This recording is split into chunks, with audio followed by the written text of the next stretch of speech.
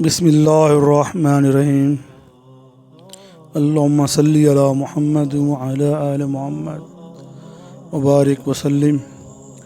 السلام علیکم ورحمۃ اللہ وبرکاتہ۔ بادشاہ کا موڈ اچھا تھا۔ وہ وزیر کی طرف مڑا اور مسکرا کر پوچھا، تمہاری زندگی کی سب سے بڑی خواہش کیا ہے؟ وزیر شرما گیا، اس نے منہ نیچے کر لیا۔ بادشاہ نے کہکا لگایا اور بولا، تم گھبراؤ مت، بس اپنی زندگی کی سب سے بڑی خواہش بتاؤ۔ وزیر گھٹنوں پر جھکا اور عاجزی سے بولا، حضور، آپ دنیا کی خوبصورت ترین سلطنت کے مالک ہیں۔ میں جب بھی یہ سلطنت دیکھتا ہوں تو میرے دل میں خواہش پیدا ہوتی ہے، اگر اس کا 10واں حصہ میرا ہوتا تو میں دنیا کا خوش نصیب ترین شخص ہوتا۔ وزیر خاموش ہو گیا۔ بادشاہ نے کہکا لگایا اور بولا، میں اگر تمہیں آدھی سلطنت دے دوں تو؟ وزیر نے گھبرا کر اوپر دیکھا اور عاجزی سے بولا، بادشاہ سلامت، یہ کیسے ممکن ہے؟ میں اتنا خوش قسمت کیسے ہو سکتا ہوں؟ بادشاہ نے فوراً احکامات لکھنے کا حکم دیا۔ بادشاہ نے پہلے حکم کے ذریعے اپنی آدھی سلطنت نوجوان وزیر کے حوالے کرنے کا فرمان جاری کر دیا۔ دوسرے حکم میں بادشاہ نے وزیر کا سر قلم کرنے کا آرڈر دے دیا۔ وزیر دونوں احکامات پر حیران رہ گیا۔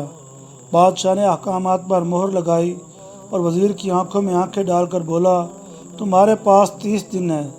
تم نے ان 30 دنوں میں صرف 3 سوالوں کے جواب تلاش کرنا ہے۔ تم کامیاب ہو گئے تو میرا دوسرا حکم منسوخ ہو جائے گا اور تمہیں آدھی سلطنت مل جائے گی، اور اگر تم ناکام ہو گئے تو پہلا حکم خارج سمجھا جائے گا اور دوسرے حکم کے مطابق تمہارا سر اتار دیا جائے گا۔ وزیر کی حیرت پریشانی میں بدل گئی۔ بادشاہ نے اس کے بعد فرمایا، میرے 3 سوال لکھ لو۔ وزیر نے لکھنا شروع کر دیا۔ بادشاہ نے کہا، انسان کی سب سے بڑی سچائی کیا ہے؟ وہ رکا اور بولا، دوسرا سوال، انسان کی زندگی کا سب سے بڑا دھوکہ کیا ہے؟ وہ رکا اور پھر بولا، تیسرا سوال، انسان کی زندگی کی سب سے بڑی کمزوری کیا ہے؟ بادشاہ نے اس کے بعد نکارے پر چوٹ لگوائی اور آواز بلند فرمایا، تمہارا وقت شروع ہوتا ہے اب۔ وزیر نے دونوں پروانے اٹھائے اور دربار سے دوڑ لگا دی۔ اس نے اس شام ملک بھر کے دانشور، ادیب، مفکر اور ذہین لوگ جمع کیے اور سوال ان کے سامنے رکھ دیے۔ ملک بھر کے دانشور ساری رات بحث کرتے رہے، لیکن وزیر نے دوسرے دن دانشور بڑھا دیے، لیکن نتیجہ وہی نکلا۔ وہ آنے والے دنوں میں لوگ بڑھاتا رہا، مگر اسے کوئی تسلی بخش جواب نہ مل سکا، یہاں تک کہ وہ مایوس ہو کر دارالحکومت سے باہر نکل گیا۔ وہ سوال اٹھا کر پورے ملک میں پھرا، مگر اسے کوئی تسلی بخش جواب نہ مل سکا۔ وہ مارا مارا پھرتا رہا، شہر شہر، گاؤں گاؤں کی خاک چھانتا رہا۔ شاہی لباس پھٹ گیا، پگڑی ڈھیلی ہو کر گردن میں لٹک گئی، جوتے پھٹ گئے اور پاؤں میں چھالے پڑ گئے، یہاں تک کہ شرط کا آخری دن آ گیا۔ اگلے دن اس نے دربار میں پیش ہونا تھا۔ وزیر کو یقین تھا کہ یہ اس کی زندگی کا آخری دن ہے۔ کل اس کی گردن کاٹ دی جائے گی اور جسم شہر کے مرکزی پل پر لٹکا دیا جائے گا۔ وہ مایوسی کے عالم میں دارالحکومت کی کچی آبادی میں پہنچ گیا۔ آبادی کے سرے پر ایک فقیر کی جھونپڑی تھی۔ وہ گرتا پڑتا اس کٹیا تک پہنچ گیا۔ فقیر سوکھی روٹی پانی میں ڈبو کر کھا رہا تھا، ساتھ ہی دودھ کا پیالہ پڑا تھا۔ فقیر کا کتا شڑپ شڑپ کی آوازوں کے ساتھ دودھ پی رہا تھا۔ فقیر نے وزیر کی حالت دیکھی، کہکا لگایا اور بولا، جناب عالی، آپ صحیح جگہ پہنچے ہیں۔ آپ کے 3 سوالوں کے جواب میرے پاس ہیں۔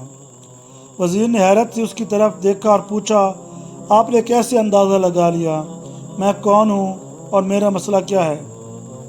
فقیر نے سوکھی روٹی کے ٹکڑے چھابے میں رکھے، مسکرایا، اپنا بوریا اٹھایا اور وزیر سے کہا، یہ دیکھیے، آپ کو سمجھ آ جائے گی۔ وزیر نے جھک کر دیکھا، بوریا کے نیچے شاہی خلعت بچھی تھی۔ یہ وہ لباس تھا جو بادشاہ اپنے قریب ترین وزراء کو عنایت کرتا تھا۔ فقیر نے کہا، جناب عالی، میں بھی اس سلطنت کا وزیر ہوتا تھا۔ میں نے بھی ایک بار آپ کی طرح بادشاہ سے شرط لگانے کی غلطی کر لی تھی، نتیجہ آپ خود دیکھ لیجئے۔ فقیر نے اس کے بعد سوکھی روٹی کا ٹکڑا اٹھایا اور دوبارہ پانی میں ڈبو کر کھانے لگا۔ وزیر نے دکھی دل سے پوچھا کہ آپ بھی جواب تلاش نہیں کر سکے تھے؟ فقیر نے کہکہ لگایا اور جواب دیا، میرا کیس آپ سے مختلف تھا، میں نے جواب ڈھونڈ لیے تھے۔ میں نے بادشاہ کو جواب بتائے، آدھی سلطنت کا پروانہ پھاڑا، بادشاہ کو سلام کیا اور اس کٹیا میں آ کر بیٹھ گیا۔ میں اور میرا کتا دونوں مطمئن زندگی گزار رہے ہیں۔ وزیر کی حیرت بڑھ گئی، لیکن یہ سابق وزیر کی حماقت کے تجزیے کا وقت نہیں تھا، جواب معلوم کرنے کی گھڑی تھی۔ چنانچہ وزیر اینکر پرسن بننے کی بجائے فریادی بن گیا۔ اس نے فقیر سے پوچھا، کیا آپ مجھے سوالوں کے جواب دے سکتے ہیں؟ فقیر نے ہاں میں گردن ہلا کر جواب دیا، میں پہلے 2 سوالوں کا جواب مفت دوں گا، لیکن تیسرے جواب کے لیے تمہیں قیمت ادا کرنا ہوگی۔ وزیر کے پاس شرط ماننے کے سوا آپشن نہیں تھا، اس نے فوراً ہاں میں گردن ہلا دی۔ فقیر بولا، دنیا کی سب سے بڑی سچائی موت ہے۔ انسان کوئی بھی ہو، کچھ بھی ہو، وہ اس سچائی سے نہیں بچ سکتا۔ وہ رکا اور بولا، انسان کی زندگی کا سب سے بڑا دھوکہ زندگی ہے۔ ہم میں سے ہر شخص زندگی کو دائمی سمجھ کر اس کے دھوکے میں آ جاتا ہے۔ فقیر کے دونوں جواب ناقابل تردید تھے۔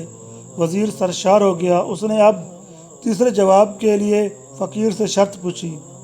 فقیر نے کہکہ لگایا، کتے کے سامنے سے دودھ کا پیالہ اٹھایا، وزیر کے ہاتھ میں دیا اور کہا، میں آپ کو تیسرے سوال کا جواب اس وقت تک نہیں دوں گا جب تک آپ یہ دودھ نہیں پیتے۔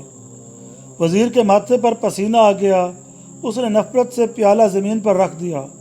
وہ کسی قیمت پر کتے کا جھوٹا دودھ نہیں پینا چاہتا تھا۔ فقیر نے کندھے اچکائے اور کہا، تمہارے پاس اب 2 راستے ہیں، تم انکار کر دو اور شاہی جلاد کل تمہارا سر اتار دے، یا پھر تم یہ آدھ پاؤ دودھ پی جاؤ اور تمہاری جان بھی بچ جائے اور تم آدھی سلطنت کے مالک بھی بن جاؤ۔ فیصلہ بہرحال تم نے کرنا ہے۔ وزیر مخمسے میں پھنس گیا۔ ایک طرف زندگی اور آدھی سلطنت تھی، دوسری طرف کتے کا جھوٹا دودھ تھا۔ وہ سوچتا رہا یہاں تک کہ جان اور مال جیت گیا اور سیلف رسپیکٹ ہار گئی۔ وزیر نے پیالہ اٹھایا اور ایک ہی سانس میں دودھ پی گیا۔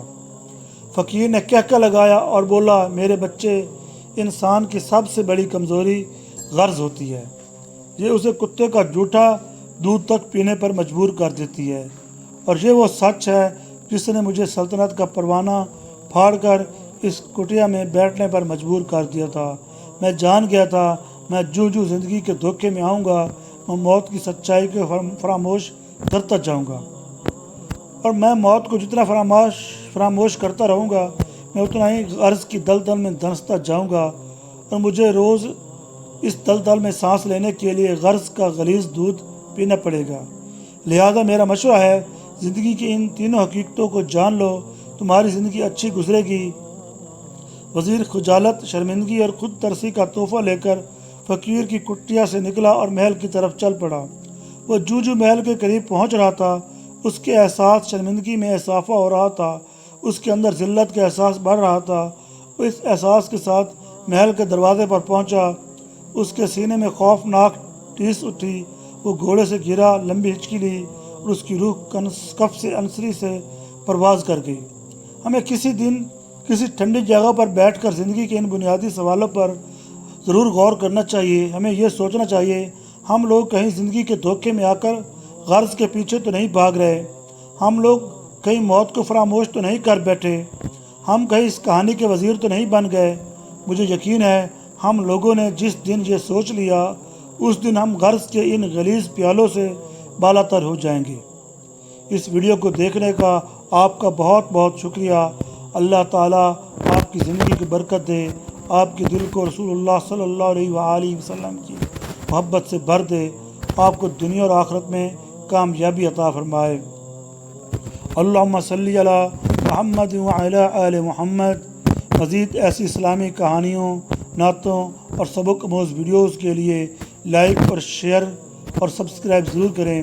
اگر یہ ویڈیو آپ کو پسند آئی ہو تو اسے لائک ضرور کریں، اپنے دوستوں اور فیملی کے ساتھ شیئر کریں۔